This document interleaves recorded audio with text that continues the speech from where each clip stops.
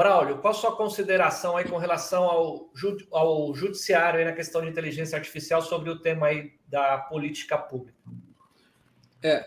Até na minha fala eu vou talvez mencionar um pouco isso também, porque implementar uma política pública é o desafio, né? Então, o meu tópico é um pouco sobre isso.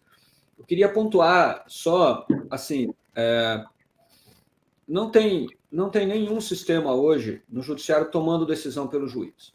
Isso não é verdade. O que temos hoje são soluções de automação, como o Miguel mencionou, algumas até bem simples, que são simples quando se olha para o desafio, mas muito importantes quando se olha para o resultado, que é o caso de soluções que tomam documentos em texto, padrões PDF ou imagens, e aí transformam esses documentos transformam e extraem informações dele usando uma das técnicas de machine learning, que é a categorização, a clusterização, em que você tira informações desses documentos, né? Coisas que é um desafio gigantesco, porque o processo, em muitos casos, as peças apresentadas elas são digitalizadas, né? Então, não dá nem para tirar essa informação. Então, existem hoje soluções de IA que fazem isso, que extraem e classificam as informações que estão em documentos, né? Então, muitos são usados para isso. Algumas soluções para automação, e mesmo outras, assim, o Miguel mencionou o ELIS. O que é o ELIS? O ELIS, na verdade, é uma ferramenta de classificação muito simples, que traz para o Judiciário de Pernambuco uma resposta gigante. Ela atende um problema que o Judiciário brasileiro tem, especialmente a Justiça Estadual, que é a execução fiscal. A execução fiscal representava até 2 anos mais de 60% do volume processual do judiciário brasileiro. Mais de 60%. Isso é muita coisa. E é da execução fiscal, que são os créditos que a Fazenda Pública, municipal, estadual e federal tem em face de pessoas jurídicas ou pessoas físicas. E já é consolidado o procedimento de como se faz isso.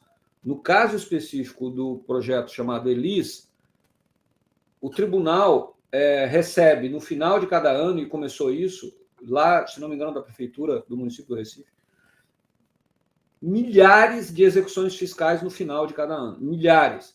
E eles fizeram um cálculo e analisaram que apenas o trabalho de classificação dessa informação para saber se a certidão de dívida ativa estava correspondendo ao réu da petição, ao executado na petição inicial, se havia ou não prescrição, se cabia ou não execução fiscal ali, a partir de um jogo, quase uma regra de 3, 4 ou 5 possibilidades.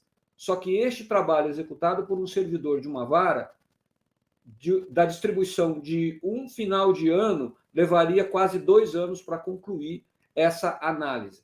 Eles construíram essa ferramenta que atua com a automação, classificando a informação e separando o joio do trigo, por assim dizer, e dando agilidade para aquela vara e trazendo resultados imensos para o tribunal. Então, não dá para dizer, não vou usar inteligência artificial aqui, porque... Desculpa, diga, Marcos. Não, eu só vou... Eu acho que... Vamos só encurtar, depois você vai ter o seu momento de falar. Não, mas é que eu queria mencionar, porque eu não falei sobre isso, e esse sistema é isso. E só queria pontuar, assim, que quando nós falamos de IA, desses 40 sistemas e tal, existe um painel do CNJ, um painel que é publicado com tudo que os tribunais informam dentro da política pública, depois eu vou falar um pouco sobre isso. Mas quando nós falamos de IA, nós não estamos falando de softwares ou de programas de IA, nós estamos falando de modelos, de algoritmos que podem ser utilizados nos sistemas de processo judicial eletrônico, e não de um outro programa. Então, é muito interessante essa política do CNJ. Por exemplo, o PJ-ECAL, que foi criado por um TRT e está divulgando em todos. Então, é importante aproveitar o que cada tribunal desenvolve e pode ser aplicado nos outros tribunais, né? Aqui em São Paulo também, eu já entrei com ações previdenciárias contra o INSS na Justiça Federal.